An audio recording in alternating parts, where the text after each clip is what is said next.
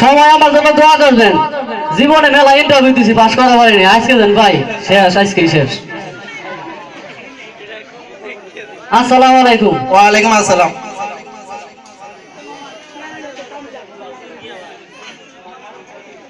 তোমার নাম কি? আমার নাম হলো অস্থির গাংচিল। অস্থির গাংচিল, এটা তো বুঝলাম না। এখন বর্তমানে বুঝেন নেই যে ইন্টারনেটের যুগ, ইন্টারনেটে আমার নাম দেওয়া হলো অস্থির গাংচিল হুমায়ুন। এই নামে সবাই চিনে, এই জন্য এই নামটাই বললাম। ও বুঝতে পারছি। তোমার বাবার নাম কি? আমার বাবার নাম হইলো ফাদার বাস। বুঝলাম না।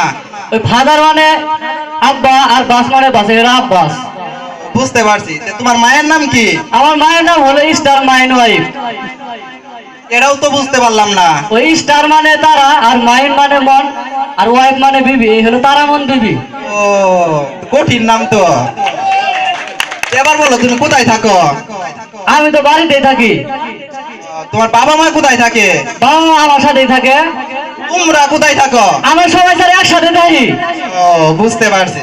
তোমার প্রতিবেশীরা কোথায় থাকে? প্রতিবেশী রে স্যার, আমার পাড়ার প্রতিবেশী, আমার পাড়ার প্রতিবেশী আমার সাথেই থাকে। তোমার নিয়ে আর পারলাম না। আচ্ছা বলো তো 15 এপ্রিল কবে আসে? স্যার এটা কি প্রশ্ন? হ্যাঁ প্রশ্ন। 15 এপ্রিল, 14 এপ্রিল এবং 16 এপ্রিলের মাঝখানে যে দিন দেয় এটি হলো 15 এপ্রিল। আমি কি বলি তুমি কি বলো?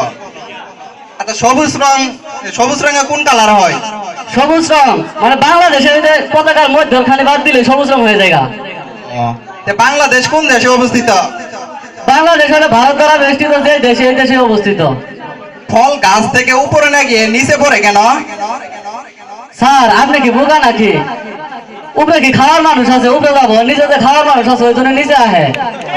তাই লোহার টুকরো পানিতে ডুবে, আর লোহার তৈরি জাহাজ পানিতে ভাসে কেন? লোহার টুকরা এমনি ডুববো কারণ আছে।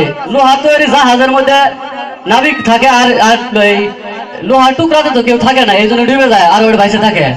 তোমার জীবনে কারে জীবনে মাফ করবা না? আমি জীবনে মাফ করবো না যারা যে পড়ালেখা তৈরি করছে, এলে পড়া কঠিন, পড়া স্যার পারি না, মনটাকে তৈরি করে কিলেই। তাই আচ্ছা তুমি কি কখনো কারো উপকার করছো? হ্যাঁ উপকার করছি, মানে জীবনে উপকারী এই পর্যন্ত। আজকে সকালে এই রাস্তা দিয়ে আইতাছে না, এক বুড়া মানুষ হাইটে যাওয়ার পাইতাছে না, এর গুণার আগে দেওয়া জানে কি করছে, বাস দিয়ে কুত্তে ধরাই দিচ্ছে যাতে আগে যেতে পারবা। দেখছো কি কামটা করছে।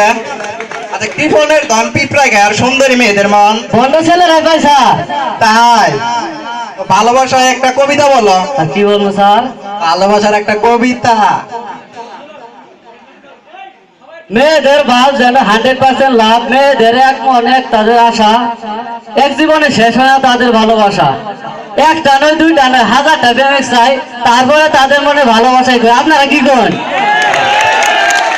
আচ্ছা 6টি ঋতুর নাম বলো। 6টি ঋতুর নাম: গ্রীষ্ম, মা বাবা কাকা, হেমন্ত বসন্ত।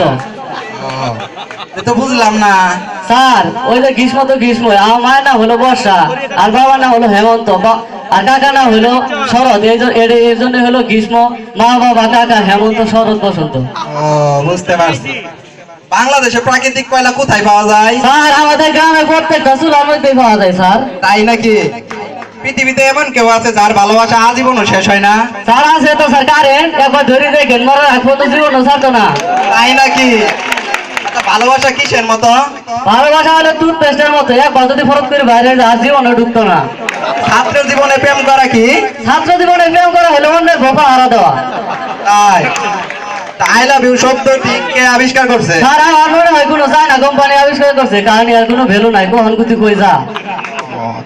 লেখাপড়া কত প্রকার? লেখাপড়া হয়তো স্যার 2 প্রকার, এটা হলো সহজ পড়া, এটা বামুর পড়া লাগতো না, আর এটা হলো কঠিন পড়া, এটা জীবনে পারতাম না, পড়বো না। পৃথিবীতে কয়টি দেশ আছে? পৃথিবীতে 2টা দেশ, এটা হলো বাংলাদেশ আর এটা হলো বিদেশ। আচ্ছা তুমি এসএসসি পাস করতে কিভাবে? এসএসসি তো আমি 3 বারে পাস করছি। কি মানে স্যার বুঝলেন না, একটা প্রবাদ আছে, Hillary is the killer of success, মানে সাকসেস। এই প্রবাদটারে আমি মূল ভাইবে 3 বারে পাস করছি, মানে খুব ঠেলে ঠেলে পাস করছি আর কি। ও তাই। আচ্ছা ইন্টারমিডিয়েট কিভাবে পাস করছো? ইন্টারমিডিয়েট তো পাস করছি 4-5 বারে। সেটা কিভাবে?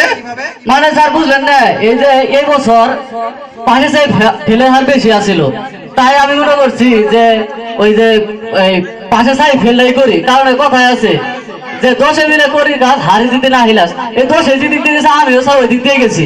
তো ভালো করছো। তোমাকে একটা শেষ প্রশ্ন করি, করেন স্যার। বাংলাদেশে 3 জন বিখ্যাত ব্যক্তির নাম বলো। স্যার বাংলাদেশে 3 জন বিখ্যাত ব্যক্তি, এটা তো খুব কঠিন জিনিস স্যার। এটা হইলো ওই যে শেরে বাংলা একে ফজলুল হক, আর এটা হইলো স্যার ওই যে মনে হইতো না স্যার, ওই যে শেখ হাসিনার বাবার নাম তো কি, ওই মনে হয়েছে শেখ মুজিবর, শেখ মুজিবর।